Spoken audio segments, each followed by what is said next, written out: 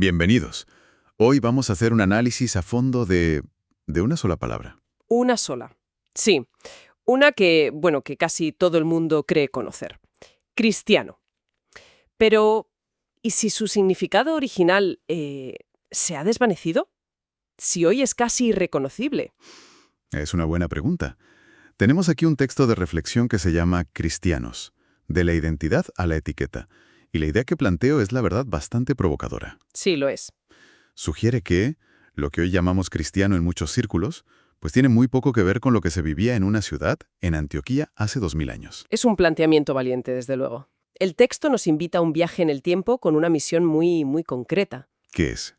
Pues excavar en la historia para encontrar el significado original de esa palabra y ponerlo cara a cara con su uso actual. Y el autor, la verdad, no se anda con rodeos. No, para nada. Nos lanza una pregunta que resuena todo el rato. ¿Cómo es posible que una identidad que antes se definía por un modo de vida radical, observable, ¿Que se veía así? se haya convertido en una etiqueta que puedes conseguir en menos de un minuto? Esa es la cuestión central, justo. Y para explorarla, el texto nos propone un contraste muy, muy claro. Dos modelos, ¿no? Exacto. Por un lado, una identidad basada en acciones, en un comportamiento que la gente de fuera podía ver y, bueno, señalar. Y por otro, una etiqueta que parece que depende solo de un acto verbal. Un acto puntual. Eso es. Así que vamos a desgranar este argumento, siguiendo las mismas pistas que nos deja la fuente, que son, en su mayoría, textos del Nuevo Testamento. Empezamos por el principio de todo. Por el kilómetro cero de la palabra. El texto nos lleva directos al libro de los Hechos de los Apóstoles, capítulo 11, versículo 26. Vale. Y la frase es muy corta, pero es una bomba. Y a los discípulos se les llamó cristianos por primera vez en Antioquía. Se les llamó, ojo que no dice se llamaron a sí mismos. Ahí está. Y aquí es donde el análisis arranca con una fuerza tremenda. El autor subraya esto. No fue una decisión interna, no fue una campaña de branding, ¿sabes? Claro, no fue marketing. Fue un apodo, un nombre que les puso la gente de fuera. Y la pregunta del millón que plantea el texto es, ¿qué estaban viendo los habitantes de Antioquía para acuñar justo esa palabra? Aquí es donde se pone interesante, sí. La interpretación del texto es que ese nombre no surgió de la nada.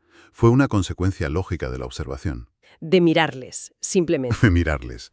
La gente veía a esta comunidad y notaba un patrón de conducta tan consistente, tan alineado con la vida de Jesús, que la única palabra que encajaba era cristiano, que vendría a ser algo como pequeño Cristo o del partido de Cristo, ¿no? Exacto. El texto lo describe de una forma muy potente. Dice que su estilo de vida era una copia exacta del maestro. Espera, copia exacta suena muy fuerte. Suena a perfección. Y me cuesta creer que esa primera comunidad fuera perfecta. ¿No está el texto idealizando un poco ese pasado? Es una buena objeción, sí. Pero creo que el autor no se refiere a una perfección sin pecado. Ah, vale. Se refiere más a una coherencia que se podía ver. Y para apoyar esta idea, cita la primera carta de Juan, que dice: el que dice que permanece en él debe andar como él anduvo. La clave está en andar. Claro que en la Biblia no es dar un paseo, es tu estilo de vida, tu conducta diaria. Lo que veían en Antioquía no era gente impecable, Entiendo. sino gente cuyo andar recordaba de forma inconfundible al de la persona a la que decían seguir. Vale, entendido. No era una cuestión de perfección, sino de dirección, de un patrón. El nombre, por tanto, no nacía de una declaración de fe que alguien hacía, No, sino de la evidencia de una vida que otros veían. una identidad forjada en la acción. Exactamente. La conclusión de este primer punto es que el término nació porque no se limitaban a compartir una filosofía interesante. Estaban, y cito al autor, encarnando a una persona, Jesucristo. Vaya, y eso era tan evidente que la gente de la calle, sus vecinos, los tenderos, pues necesitaron una palabra nueva para describirlos. ¿De acuerdo? Si esa es la vara de medir original que está, admitámoslo, por las nubes. Por las nubes, sí. Me imagino que el argumento del texto es que hoy hemos bajado esa vara. Bastante, ¿no?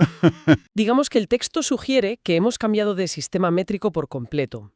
Pasamos de esa observación de toda una vida a lo que el autor identifica como la pregunta clave en muchos círculos modernos. ¿Qué es? ¿Ya aceptaste al Señor? Una pregunta que según el texto suele tener una respuesta muy, muy concreta.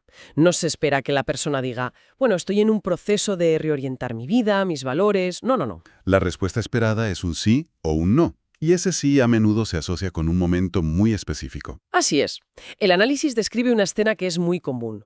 Un evento, un predicador en una tarima que invita a la gente a dar un paso al frente, levantar la mano Y repetir una oración. y repetir palabra por palabra una oración que él mismo dicta. Un acto que puede durar 30 segundos. Y aquí es donde el texto clava su crítica más afilada. Que es la idea de que ese gesto, La idea de que ese gesto puntual se ha convertido en el pasaporte o en el boleto automático que te da derecho a usar la etiqueta de cristiano. pero, a ver, ¿acaso no hay valor en ese primer paso? ¿En esa decisión? En esa oración, aunque sea sencilla. El texto lo descarta por completo. No, el texto no argumenta que no tenga valor. La crítica es más sutil y, creo, más profunda. Vale, Lo que denuncia es que ese momento se ha vendido como el punto final, como el destino del viaje, cuando para los primeros cristianos era, como mucho, el primer paso al salir de casa. o sea, el problema no es el gesto en sí, ¿No? sino la promesa implícita de que con eso ya has llegado, ya tienes la etiqueta. Se ha confundido la puerta de entrada con la casa entera. Justo eso. Entiendo.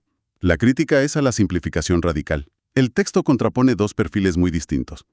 Por un lado, el cristiano de hechos, Sí. que entendía que la fe sin obras está muerta. La fuente pone el ejemplo de la comunidad de Jerusalén, que vendía propiedades para que nadie pasara necesidad. Su fe tenía consecuencias económicas, sociales muy reales. Una fe tangible, visible. Y frente a ese modelo, el texto describe al que llama, con comillas intencionadas, el cristiano de hoy. Ajá. Y para este perfil utiliza una cita muy dura de Jesús, del Evangelio de Mateo. Este pueblo de labios me honra, mas su corazón está lejos de mí. Uf, es dura. Sí, en este modelo, la identidad no se basa en una vida que se va transformando, sino en haber seguido las instrucciones de un líder en un momento de alta carga emocional. Pasamos de una identidad que se demuestra a una etiqueta que se declara. Justo. Y me pregunto si esa simplificación del resultado, la etiqueta, no viene de una simplificación del método. Porque según la fuente, la forma en que los apóstoles hacían cristianos era radicalmente distinta, ¿verdad? Completamente. No existía ese manual de 30 segundos. Para nada. El texto nos lleva a otro momento clave en el libro de los Hechos, justo después del famoso discurso de Pedro en Pentecostés. La multitud se siente, interpelada, conmovida, y hace la pregunta más importante. Varones hermanos, ¿qué haremos? Y la respuesta de Pedro no es... No es. Repetid esta oración conmigo. Para nada. ¿Qué les dice entonces? Su respuesta es mucho más exigente. Arrepentíos y bauticése cada uno de vosotros. Y el análisis se detiene en esa primera palabra, arrepentíos, que no es solo pedir perdón. Exacto. Explica que el término griego original metanoia es mucho más que un simple lo siento. No es solo una disculpa. O sea que arrepentíos no era pedir perdón y ya está. No. Era más bien cambiar el chip por completo. Metanoia implica una transformación profunda de la mente. Un giro de 180 grados en tu forma de pensar, de ver el mundo y, claro, en la dirección de tu vida. Es un cambio de rumbo existencial. Sí. No es un acto verbal. Eso lo cambia todo. Porque entonces los apóstoles no estaban buscando conversiones que pudieran contar para las estadísticas, ¿no? Precisamente. El autor argumenta que no estaban contando manos levantadas, buscaban frutos. Pruebas tangibles de ese cambio de mentalidad. Claro. Y para reforzarlo nos muestra otro pasaje, donde el apóstol Pablo resume su propia predicación.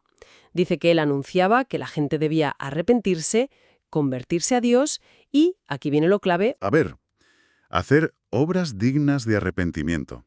Siempre la misma conexión. La creencia interna debe producir una acción externa que se pueda verificar. Obras dignas de arrepentimiento. Es un concepto muy potente. La conclusión a la que llega la fuente es casi inevitable. Para esa primera generación, la idea de alguien que se llamara cristiano, pero cuya vida no hubiera cambiado radicalmente, era simplemente un sinsentido. un imposible lógico, sí. El texto lo resume diciendo que no se trataba de aceptar a Jesús como quien acepta los términos y condiciones de una app sin leerlos. Claro. Se trataba de rendirse a Él como rey. Implica un cambio de soberanía en tu vida. Es una relación de señorío, no una simple transacción para obtener un beneficio futuro. Y todo esto, al final, emana del propio Jesús. El texto subraya que su llamado original era incluso más radical que el de los apóstoles. Mucho más. Dice, de forma muy directa, que él nunca pidió gente que repitiera frases hechas en un evento masivo. No, el llamado que la fuente destaca es uno de los más conocidos y probablemente de los más duros del Nuevo Testamento. Está en Lucas capítulo 9. Si alguno quiere venir en pos de mí, niéguese a sí mismo, tome su cruz cada día y sígame. Vamos a analizarlo por partes, porque cada palabra pesa una tonelada. Niéguese a sí mismo. Eso ya choca frontalmente con nuestra cultura del yo. Totalmente.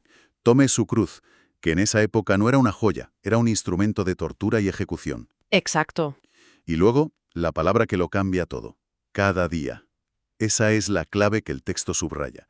No dice toma tu cruz el día de tu conversión, dice cada día. No es un evento, es un proceso continuo, un compromiso diario. Y el análisis conecta esta exigencia con la vida real de esos primeros creyentes de los que hablábamos. Vuelve a Hechos para mostrar cómo se materializaba ese seguirle cada día. ¿Y qué dice? Dice que todos los días, en el templo y por las casas, no cesaban de enseñar y predicar a Jesucristo. O sea, que negarse a uno mismo no era un concepto místico y abstracto. Podía ser algo tan práctico como dedicar tu tiempo y tus recursos a esa causa. En lugar de a tus propios asuntos, sí. No era una fe de fin de semana. Para nada. La conclusión del texto en este punto es que su fe no era un eco de lo que el predicador decía el domingo, sino, y cito, una ocupación de 24 horas. Vaya. Esto, para el autor, define la diferencia fundamental entre ser un seguidor y ser un simple admirador. Claro, un admirador puede aplaudir las ideas desde la grada, estar de acuerdo con la filosofía. Pero un seguidor salta al campo, cambia su vida y alinea su andar con el de la persona a la que sigue. Todo este recorrido histórico y conceptual nos devuelve de golpe al presente. Después de ver el origen en Antioquía, los métodos de los apóstoles, el llamado de Jesús, el texto nos confronta con nuestra realidad. Sí. La idea principal que resume es que aquel desafío de Hechos 11:26, el de ser identificados como cristianos por la evidencia de una vida, sigue tan vigente como entonces. El autor lo plantea como la verdadera prueba de autenticidad, más allá de las etiquetas que uno mismo se ponga. Y para rematar su argumento, recurre a una advertencia muy seria del propio Jesús. Voluntad de mi Padre. Una vez más, la brecha entre las palabras y los hechos. Entre lo que se dice y lo que se hace. Exacto. Y lo resume con una frase final que es increíblemente visual y potente. Dice que la diferencia crucial no está en la mano que levantas por invitación, sino en los pies que caminan siguiendo sus huellas por convicción. Los pies que caminan. Esa es una imagen que se te queda grabada, ¿eh? Te obliga a pensar no en un momento estático, sino en una dirección, en un viaje. Es mucho más dinámico y a la vez mucho más exigente. Exacto. Es la diferencia entre un gesto pasivo que dura un instante y una acción continua que define una vida. Y con esta idea, el texto nos deja una reflexión final en el aire. ¿O a qué eventos has asistido? La pregunta es mucho más silenciosa y, precisamente por eso, mucho más elocuente. A ver, El autor nos propone un ejercicio de imaginación. ¿cuál es ese ejercicio final que nos lanza el texto? Nos pide que imaginemos un escenario. Si una persona no dijera ni una sola palabra sobre su fe, si mantuviera un silencio absoluto sobre sus creencias, ¿Vale? su vida diaria, sus prioridades, la forma en que gestiona su dinero, sus relaciones, sus reacciones ante la injusticia, ¿obligarían a los demás, a los observadores externos, a ponerle la etiqueta de cristiano? Simplemente porque no encuentran otra palabra mejor para describir lo que ven. Exacto. Tal y como ocurrió, por primera vez, hace 2000 años en Antioquía.